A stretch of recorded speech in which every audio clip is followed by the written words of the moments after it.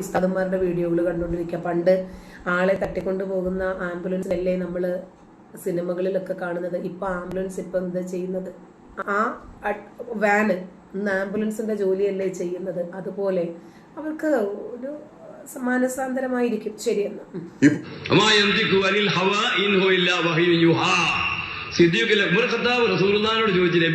അതായത് പ്രവാചകൻ സ്വന്തം ഇഷ്ടപ്രകാരം സംസാരിക്കുന്ന ആളല്ല. അദ്ദേഹം എന്ത് സംസാരിച്ചാലും ദൈവിക ബോധനത്തിന്റെ അടിസ്ഥാനത്തിലേ സംസാരിക്കൂ. ആ ഖുർആൻ വചനമാണ് ഉസ്താദ് ആദ്യം ഓതിയത്. ഓക്കെ, നിങ്ങളുടെ വാക്കിൽ എന്തൊരു മാധുര്യമാണ്, എന്തൊരു ഗാംഭീര്യമാണ്, എന്തൊരു ആകർഷകമാണ്, ഇതെന്തൊരു അത്ഭുത.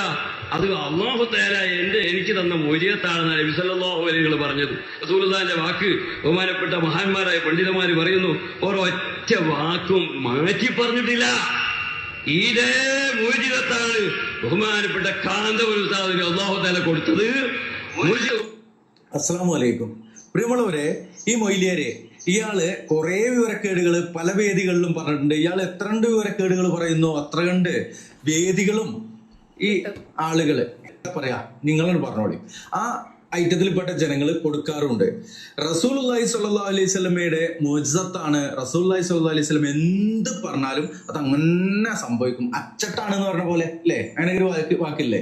അവിടെ അപകടകരമായൊരു അവസ്ഥ വന്നത് റസൂലുള്ളാഹി സ്വല്ലല്ലാഹു അലൈഹി വസല്ലമ പറയുന്ന കാര്യങ്ങൾ അത് സംഭവിക്കുന്നുണ്ടെങ്കിൽ അത് വഹീന്റെ അടിസ്ഥാനത്തിൽ അത് മുഅ്ജിസത്തായിട്ടും ഒക്കെ നമുക്ക് മനസ്സിലാക്കാം. അതേ മുഅ്ജിസത്താണ് ആർക്കും കൊടുത്തത്?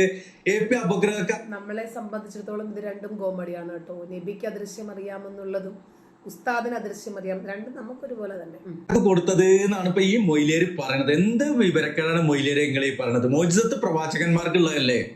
ഇനി മുഅ്ജിസത്ത് തന്നെയാണ് കറാമത്ത്. മുഅ്ജിസത്ത് എന്ന് പറഞ്ഞാൽ അമാനുഷികത.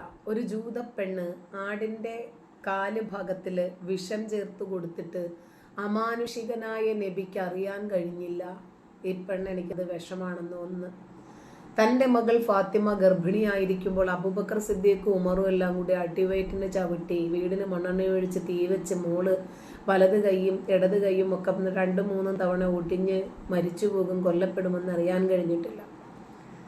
അടുത്തത്, തൻ്റെ ഭാര്യയായിട്ടുള്ള ആയിഷ 16ാമത്തെ വയസ്സിൽ വിധവയാകുമെന്നും പിന്നീട് അവർ അങ്ങനെ തന്നെ നബിയെയും അബൂബക്കറിനെയും ഉമറിനെയും ഒക്കെ ശപിച്ച് 47 വർഷം ഒറ്റയ്ക്ക് ജീവിക്കേണ്ടി വരുമെന്നും അറിയാൻ കഴിഞ്ഞില്ല. ഇരിക്കട്ടെ, താൻ മരിച്ചു കഴിഞ്ഞ് 3 ദിവസം തൻ്റെ മയ്യത്ത് കിടന്ന് ചീഞ്ഞളിഞ്ഞ് വീർക്കുമെന്നും തൻ്റെ അനുയായികൾ പരസ്പരം തമ്മിലടിച്ച് ആരാണെടുത്ത അനുയായികൾ എന്ന രൂപത്തിൽ തമ്മിത്തല്ലുകൂടുമെന്നും അതിൻ്റെ പേരിൽ ഒരുപാട് യുദ്ധം നടക്കുമെന്നും പോലും അമാനുഷികനായിട്ടുള്ള നബിക്ക് ഒരു ചുക്കും ചുണ്ണാമ്പും അറിയാൻ കഴിഞ്ഞില്ല. ശരി, ഔലിയാക്കൾക്ക് കറാമത്ത് എന്നാണ് പിന്നെ ഇയാൾ പറയാൻ പോണത്. ഇപ്പോൾ അമേരിക്കൻ ഔലിയാക്കൾ എന്ന് പറഞ്ഞാല് അറിയാമല്ലോ, വലിയ, അതായത് അള്ളാഹുവുമായിട്ട് സൗഹൃദമുള്ള മിത്രങ്ങൾ എന്നൊക്കെയാണ് ഇവർ പറയുക കേട്ടോ. വലിയ ഔലിയ, അതേ അള്ളാഹുവുമായിട്ട് സാമീപ്യമുള്ള ആളുകൾ. ശരി, പൂർവികരായ മഹാന്മാര് പൊതുജനങ്ങളായ വിവരമില്ലാത്ത വിശ്വാസികളെ കൊണ്ട് തെറിവിളിപ്പിക്കാൻ ജാമിദക്കും ആരിഫ് ഹുസൈനും ജബ്ബാറിനൊന്നും സാധ്യമല്ല. പക്ഷേ പണ്ഡിത വേഷധാരികൾക്ക് അതിന് സാധിക്കും. എങ്ങനെ? പൊതുജനങ്ങളായ വിശ്വാസികളുണ്ടല്ലോ, വിവരമില്ലാത്ത അവർ പൊതുവെ തെറ്റാണ് എന്ന് വിചാരിക്കുന്ന ഒരു കാര്യം നിങ്ങൾക്ക് മനസ്സിലായോ? എന്തെങ്കിലും ഞങ്ങൾ പറയുന്നതിനേക്കാൾ വളരെ നന്നായി ഈ മതത്തിന്റെ മാലിന്യങ്ങളെ സംബന്ധിച്ചും വിവരക്കേടുകളെ സംബന്ധിച്ചും അസംബന്ധങ്ങളെ സംബന്ധിച്ചും പറയാൻ കഴിയുന്നത് ഉസ്താദുമാർക്കാണ്. കേട്ടോ, അത് ശരിയാണ് എന്ന രൂപത്തിൽ ജനങ്ങളെ മുമ്പിൽ ഞാൻ വിളിച്ചു പറയാം, എന്റെ അഭിപ്രായമായിട്ട് പറയാം.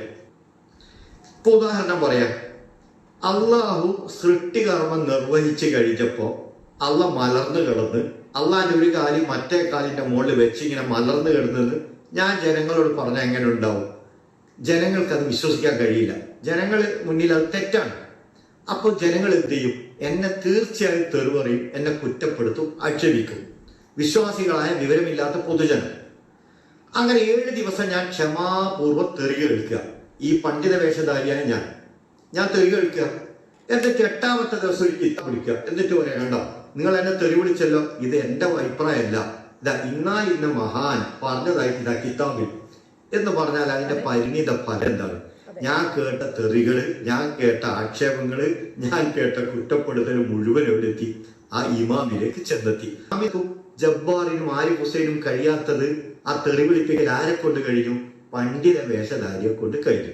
ഞാനൊരു ഈ പറഞ്ഞ ഉദാഹരണം ഉണ്ടല്ലോ, അള്ളാഹു സൃഷ്ടികർമ്മം നിർവഹിച്ചപ്പോ മലർന്നു കിടന്നു, ഒരു കാലം മറ്റേ കാലിൽ വെച്ച് മലർന്നു കിടന്നു എന്ന് പറഞ്ഞു. പഠിച്ചോ, പിന്നെ റെസ്റ്റ് വേണ്ടേ പഠിച്ചോനെ? കുന്നെന്ന് പറഞ്ഞാൽ എല്ലാം ഉണ്ടാകുമെന്നുള്ളതൊക്കെ ശരിയാണ്. പഠിച്ചോന് ഒരു 7 തവണ അത് പറഞ്ഞിട്ടുണ്ട്. കുന്നെന്ന് പറഞ്ഞാൽ ഉടനെ ഉണ്ടാകുമെന്ന് ഖുർആനിൽ 3 തവണ കുൻ കാണാം. ശരി, ഇരിക്കട്ടെ. ഈ കുൻ പറഞ്ഞിട്ട് പഠിച്ചോൻ എന്തെങ്കിലും ഉണ്ടാക്കിയോ? ഇല്ല. കഷ്ടപ്പെട്ട് ഇടുന്നോ പോയി കുറച്ച് കളിമണ്ണ് എടുത്തുകൊണ്ട് വന്നു. ആ കളിമണ്ണ് കൊണ്ടാണ് ആദമിനെ ഉണ്ടാക്കിയത്. ആദ്യം ആകാശം ഉണ്ടാക്കി, അപ്പൊ പഠിച്ചോൻ എവിടെയാണെന്ന് അറിയില്ല. പിന്നീട് ഭൂമി ഉണ്ടാക്കി, അപ്പൊ പഠിച്ചോൻ എവിടെയാണെന്ന് അറിയില്ല. പഠിച്ചോൻ വെള്ളത്തിലായിരുന്നാ പറഞ്ഞത്. അപ്പൊ വെള്ളം ആകാശത്തിലാണോ ഭൂമിയിലാണോ അതിന്റെ നടുക്കാണോ എന്ന് ഇതുവരേക്കും ആരും കണ്ടുപിടിച്ചിട്ടില്ല. ശരി, ഇരിക്കട്ടെ. പഠിച്ചോന് വിശ്രമിക്കണ്ടേ? പഠിച്ചോൻ ഒരു കാലിൽ മറ്റേ കാലിട്ടിട്ട് വിശ്രമിച്ചു. പഠിച്ചോന് മൂലമുണ്ട്, പഠിച്ചോന് ഇരിക്കണം, സിംഹാസനമുണ്ട്, പഠിച്ചോന് കൈയുണ്ട്, പഠിച്ചോന് കാലുണ്ട്, പഠിച്ചോന് കണ്ണുണ്ട്. ഇതൊക്കെ ഖുർആനിലുള്ളത് തന്നെയല്ലേ? ശരി, കിതാബിലുണ്ട്. അപ്പൊ കിതാബിലുണ്ട് ഇന്ന മഹാൻ പറഞ്ഞു എന്ന് പറഞ്ഞുകൊണ്ട് എല്ലാ കാര്യങ്ങളും വിളിച്ചു പറയാൻ പറ്റില്ല. കിതാബിൽ അങ്ങനെ പലതും കാണും. ഇത് ഹിജ്റ 287 മരണപ്പെട്ട ഇബ്നു അബി ആസിമിന്റെ കിതാബ് സുന്നയാണ്. കിതാബ് സുന്ന അഹ്ലു സുന്നയിലെ ഇമാമാണ്, തർക്കമൊന്നുമില്ല, മഹാനായ പണ്ഡിതനാണ്. അദ്ദേഹത്തിന്റെ ഈ കിതാബിലെ 388-ാമത്തെ പേജിൽ ഒരു സംഭവം പറയുന്നു. ഖത്താദത്ത് ഇബ്നു നുഅ്മാനും കുറച്ച് ആളുകളും കൂടി അബൂ സഈദിൽ ഖുദരി റളിയല്ലാഹു അൻഹുവിന്റെ വീട്ടിലേക്ക് പോയി. അങ്ങനെ അവർ റിപ്പോർട്ട് ചെയ്യാണ്, ഫവജദ്നാഹു മുസ്തൽഖിയൻ കേൾക്കുന്നില്ല?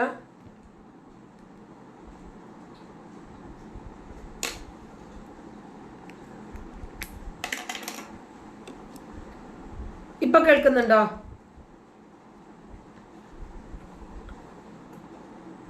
ഇപ്പൊ കേൾക്കുന്നുണ്ടോ?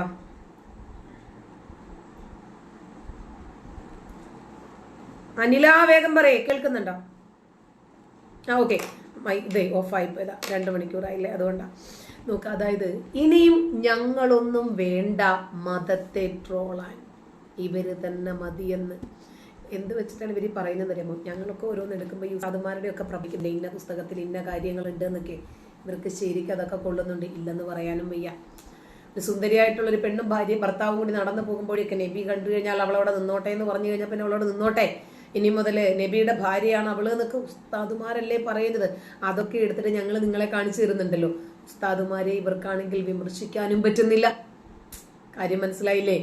ഞങ്ങൾ പറയുന്നത് കള്ളമാണെന്ന് പറയാനും പറ്റുന്നില്ല, ആ ഗ്രന്ഥത്തിൽ അതില്ല എന്ന് പറയാനും പറ്റുന്നില്ല. അതിന്റെ ഫ്രസ്ട്രേഷൻസാ.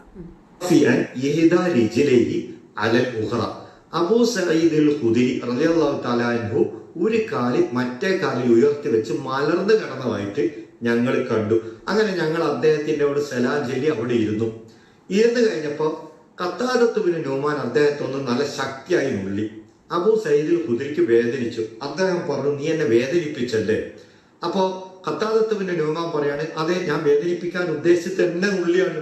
എന്നിട്ട് അദ്ദേഹം പറയാണ്, അലം തസ്മഅ റസൂലുള്ളാഹി സ്വല്ലല്ലാഹു അലൈഹി വസല്ലം യഖൂൽ, നബി സല്ലല്ലാഹു അലൈഹി വസല്ലം പറഞ്ഞത് നീ കേട്ടിട്ടില്ലേ? ലമ്മ ഖലല്ലാഹു ഖൽഖഹു ഇസ്തൽഖാ, അല്ലാഹു സൃഷ്ടികർമ്മം നിർവഹിച്ച് കഴിഞ്ഞപ്പോ മലർന്നു കിടന്നു. അല്ലാഹു മലർന്നു കിടന്നു. എങ്ങനെ മലർന്നു കിടന്നു? എന്നിട്ട് സുമ്മ വലഅ യഹ്ദ റിജ്ലൈഹി അലൽ ഉഖ്റ, അല്ലാഹുവിന്റെ 2 കാലുകളിൽ ഒരു കാല് മറ്റേ കാലിലേക്ക് ഉയർത്തി വെച്ചിങ്ങനെ വെച്ചിട്ടാണ് അള്ളാഹു മലർന്നു കിടന്നത്. സുമ്മ കാല, എന്നിട്ട് അള്ളാഹു പറഞ്ഞു, ലാ യംബഗി അൻ യുഫ്അല മിസ്ലു ഹാദാ, ഞാൻ ഈ കിടന്ന പോലെ ഒരു കാലിൽ മറ്റേ കാലിൽ ഉയർത്തി വെച്ച് മലർന്നു കിടന്ന പോലെ എന്റെ സൃഷ്ടികൾ ആരും അങ്ങനെ ചെയ്യരുത് എന്ന് അള്ളാഹു പറഞ്ഞു. നിങ്ങളും മതി, നമിച്ചു. നിങ്ങൾ തന്നെ മതി. ഈ മതവും ഈ കിതാബും 6-ാം നൂറ്റാണ്ടിലെ ഒരു ഗോത്ര നേതാവിനെയും പൊളിച്ചെടുക്കാൻ ഒരു പുസ്തകം പൊക്കി പിടിച്ചിട്ടാണ് ഉസ്താദ് പറയുന്നത്. പുസ്തകത്തിലുള്ളതാണ്. എന്തായിരുന്നാലും മനുഷ്യനെ പോലെ 2 കാലുള്ള ജീവിയാണ് പടച്ചവനെന്ന് നിങ്ങൾ സമ്മതിച്ചില്ലേ? ഞങ്ങളും ഇത് തന്നെയാ പറയുന്നത്. മനുഷ്യനുണ്ടാക്കിയ പടച്ചോന് മനുഷ്യൻ്റെതായിട്ടുള്ള എല്ലാ തരത്തിലുള്ള ചാപല്യങ്ങളുമുണ്ട്. ഇതല്ലേ ഞങ്ങളും പറഞ്ഞിട്ടുള്ളൂ. നിങ്ങളിത് സമ്മതിക്കാത്തത് നമ്മുടെ കുഴപ്പം.